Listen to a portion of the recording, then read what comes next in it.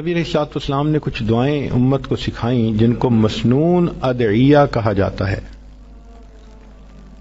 ہمیں ان کی برکتوں کا اندازہ ہی نہیں ہے. تبھی تو ہم کبھی عملیات والے کے پیچھے بھاگتے ہیں، کبھی تعویذ والے کے پیچھے بھاگتے ہیں، کبھی اس سے پڑھنے کا عمل مانگتے ہیں، کبھی اس سے پڑھنے کا عمل مانگتے ہیں. بھائی نبی علیہ السلام نے جو پڑھنے کے اعمال بتا دیے، اس کے بعد تو مزید کچھ کسی سے پوچھنے کی حاجت ہی نہیں رہتی. مسنون دعائیں وہ دعائیں ہیں جو اللہ تعالی کے خزانوں کے دروازوں کی کنجیاں ہیں. آپ کنجی کو لگائیں، رحمت کا دروازہ کھل جائے گا. یہ نبی علیہ السلام کی زبان فیض ترجمان سے نکلی ہوئی مقبول دعائیں ہیں. یہ اللہ کے ہاں مقبول ہو چکی ہیں. ہم اگر ان دعاؤں کو پڑھیں گے تو یہ پھر قبول ہوں گی.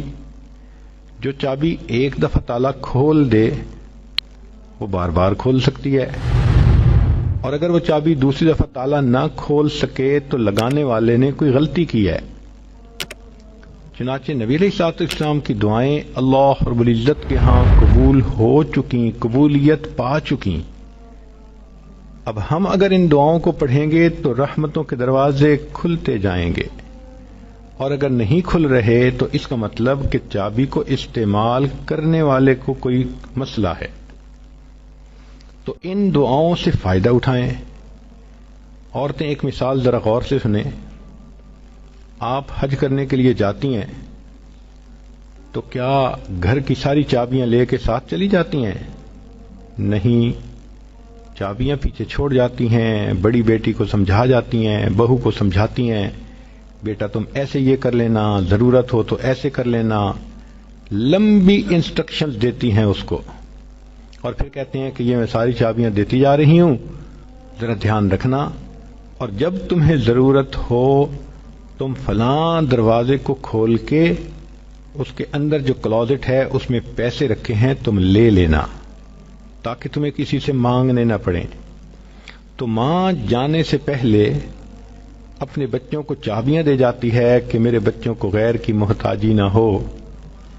بالکل یہی مثال ہے. اللہ کے پیارے حبیب صلی اللہ علیہ وسلم جب اس دنیا سے جانے لگے تو محبوب صلی اللہ علیہ وسلم نے امت کو دعائیں سکھا دیں کہ اگر میری یہ امت ان دعاؤں کو پڑھتی رہے گی تو رحمتوں کے دروازے ان پر کھلتے رہیں گے. حدیث مبارکہ میں ہے کہ جبریل کہ اللہ تعالیٰ نے ملک الموت کو بھیجا نبی علیہ السلام کے پاس. انہوں نے آ کے کہا اے اللہ کے حبیب صلی اللہ علیہ وسلم، اللہ تعالیٰ نے آپ کو یاد فرمایا ہے. تو نبی علیہ السلام نے کوشچن پوچھا کہ ملک الموت اللہ تعالیٰ سے پوچھ کے مجھے یہ بتاؤ کہ میرے بعد میری امت کا کیا حال ہوگا. تو رب کریم نے فرمایا کہ میرے محبوب، ہم آپ کے بعد آپ کی امت کو بے سہارا نہیں چھوڑیں گے. تب نبی علیہ السلام نے فرمایا اچھا اب میں اللہ کے پاس جانے کے لیے تیار ہوں. تو اللہ تعالیٰ کے حبیب صلی اللہ علیہ وسلم امت کو بے سہارا چھوڑ کے نہیں گئے، سارے انتظام کر گئے کہ اگر میری امت کو کوئی بھی ضرورت ہوگی یہ مسنون دعا پڑھیں اور ان کے مشکل کام ٹھیک ہو جائیں، اٹکے کام آسان ہو جائیں. سارا کچھ نبی علیہ الصلوۃ والسلام نے ہمیں بتا دیا. چنانچہ آج کی اس مجلس میں چند باتیں اسی طرح کی بتانی ہیں کہ عورتوں کو اندازہ ہو سکے کہ جو مسنون دعائیں ہیں ان کی کیا اہمیت ہے اور اس کے کیا کیا فائدے ہمیں ملتے ہیں. سب سے پہلی چیز ذہن میں یہ آتی ہے کہ میں کوئی ایسا عمل کر لوں کہ وقت تو تھوڑا لگے اور اجر بہت زیادہ ملے. چنانچہ توجہ سے سنیے. مسلم شریف کی روایت ہے نبی علیہ الصلوۃ والسلام فجر کی نماز پڑھنے کے لیے جب مسجد میں جانے لگے تو آپ کی زوجہ جویریہ رضی اللہ تعالی عنہا وہ مصلی پر بیٹھی تھیں، تسبیح پڑھ رہی تھیں. چنانچہ نبی علیہ الصلوۃ والسلام نے جا کر فجر کی نماز پڑھائی. پھر آپ کی عادت مبارکہ تھی کہ بیٹھتے تھے تو صحابہ قریب ہو جاتے تھے تو کچھ اپنی حال احوال سناتے تھے اور پوچھتے تھے. تو نبی علیہ الصلوۃ والسلام نے وہاں پر صحابہ کے ساتھ تھوڑی دیر مجلس بھی فرمائی. پھر اشراق کی نماز ادا فرمائی. تو اشراق پڑھنے کے بعد نبی علیہ السلام جب گھر تشریف لائے تو جویریہ رضی اللہ تعالی عنہا وہاں بیٹھی ہوئی تھیں. تو نبی علیہ السلام نے پوچھا, جویریہ میں تمہیں جس حال میں چھوڑ کر گیا جب واپس آیا تو تم اسی حال میں بیٹھی ہوئی تھی. اے اللہ کے نبی صلی اللہ علیہ وسلم, میں اسی حال میں بیٹھی اللہ کا ذکر کر رہی تھی. تو نبی علیہ السلام نے فرمایا, جویریہ میں تمہیں 3 کلمات سکھا دیتا ہوں, ایک کلمہ سکھا دیتا ہوں, تم اس کو 3 مرتبہ پڑھ لیا کرو, تمہیں فجر سے لے کے اشراق تک کی عبادت کا ثواب مل جائے گا. اب ذرا غور کیجئے کہ فجر سے اشراق تک تو ماشاء اللہ 1.5-2 گھنٹے بن جاتے ہیں تقریباً. تو 2 گھنٹے کی عبادت ایک طرف اور اس ایک فکرے کو 3 مرتبہ پڑھنا ایک طرف. 3 مرتبہ پڑھنے میں 3 منٹ نہیں لگتے. 2 منٹ میں وہ فکرہ 3 مرتبہ پڑھا جا سکتا ہے. یوں کہہ سکتی ہیں کہ 2 منٹ میں آپ چاہیں تو فجر سے لے کے اشراق تک کی عبادت کا ثواب مل سکتا ہے. اس کو ابو داؤد شریف نے بھی روایت کیا. اب وہ فکرہ کون سا ہے, ذرا توجہ سے سنیے. نبی علیہ السلام نے سکھایا, سبحان اللہ و بحمدہ عدد خلقہ و رضا نفسہ و زینت عرشہ و مداد کلماتہ. یہ چھوٹا سا جملہ ہے, اس کو اگر آپ یاد کر کے 3 مرتبہ روزانہ پڑھ لیا کریں تو فجر سے لے کے اشراق تک کی عبادت کا ثواب مل جائے گا. انویسٹمنٹ تھوڑی, پروفٹ زیادہ. ترمذی شریف کی روایت ہے کہ حضرت عمر رضی اللہ تعالیٰ عنہ نے نقل کیا, نبی علیہ السلام نے فرمایا, جو شخص بازار سے گزرتے وقت یہ دعا پڑھے اس کو 10 لاکھ نیکیاں ملیں گی, 10 لاکھ گناہ معاف ہوں گے. آج 10 لاکھ سن لینا معمولی نظر آتا ہے, اور پتہ تو اس وقت چلے گا کہ جب قیامت کے دن انسان ایک نیکی کی وجہ سے جنت میں جانے سے محروم ہوگا. ہم نے دنیا میں دیکھا ہے, ایک نمبر زیادہ آنے سے ممتاز پوزیشن مل جاتی ہے, ایک ووٹ زیادہ ہونے سے لوگ ایم پی بن جاتے ہیں, ایک نمبر کم ہونے سے امتحان میں بچہ فیل ہو جاتا ہے, اور ایک ووٹ کم ہونے سے لوگ الیکشن ہار جاتے ہیں.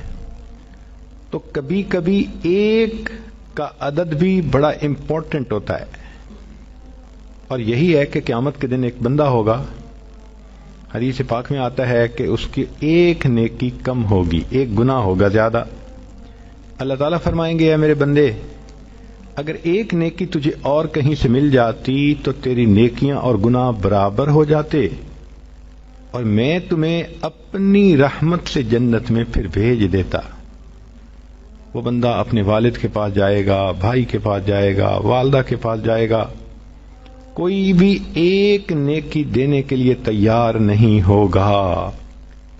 وہ پریشان حال ہو کر چلائے گا, روئے گا, یہ اتنا مجھ سے محبتوں کے وعدے کرتے تھے, یہ قربان جانے کی باتیں کرتے تھے, یہ بیوی دیکھو ایک نیکی نہیں دیتی, یہ ماں جو مجھ پہ قربان ہونے کی باتیں کرتی تھی یہ ایک نیکی نہیں دیتی. جب کوئی بھی ایک نیکی نہیں دے گا تو ایک شخص ہوگا, وہ اس کو کہے گا کہ بھائی اچھا سنو, میرے نام اعمال میں صرف ایک ہی نیکی ہے اور میں نے تو جہنم میں اب جانا ہی ہے, چلو میں یہ نیکی تمہیں دے دیتا ہوں. جب نیکی اس کو مل جائے گی تو وہ بندہ بڑا خوش ہوگا, آ کے بتائے گا کہ ایک نیکی مجھے فلاں نے دے دی. چنانچہ وہ نیکی جب نام اعمال میں ڈالی جائے گی تو گناہ اور نیکی برابر, جنت میں جانے کا فیصلہ. فرشتہ اعلان کرے گا کہ ایک آدمی نے اپنی ایک نیکی ایک گناہگار بندے کو دے دی. تو اللہ تعالیٰ پوچھیں گے کون ہے یہ سخی جو اپنی نیکی دوسرے کو دے رہا ہے؟ تو کہا جائے گا اللہ یہ بھی ایک گناہگار بندہ ہے ہی اس کے پاس ایک نیکی، تو اس نے کہا مجھے تو جہنم میں جانا ہی ہے، چلو میری نیکی تم لے لو۔ اللہ فرمائیں گے اگر یہ بندہ ہو کر اتنی سخاوت کر سکتا ہے، میں تو پروردگار ہوں، سب سخیوں سے زیادہ بڑھ کر سخی ہوں، میں نے اس کو بھی جنت میں ڈال دیا اور اس ایک نیکی والے بندے کو بھی اپنی رحمت سے جنت عطا فرما دی۔ تو جب ایک نیکی کی وجہ سے جہنم میں جا رہے ہوں گے کہ نیکی کم ہے یا جنت سے محروم ہو رہے ہوں گے، پھر احساس ہوگا کہ ایک نیکی کی کیا ویلیو ہے۔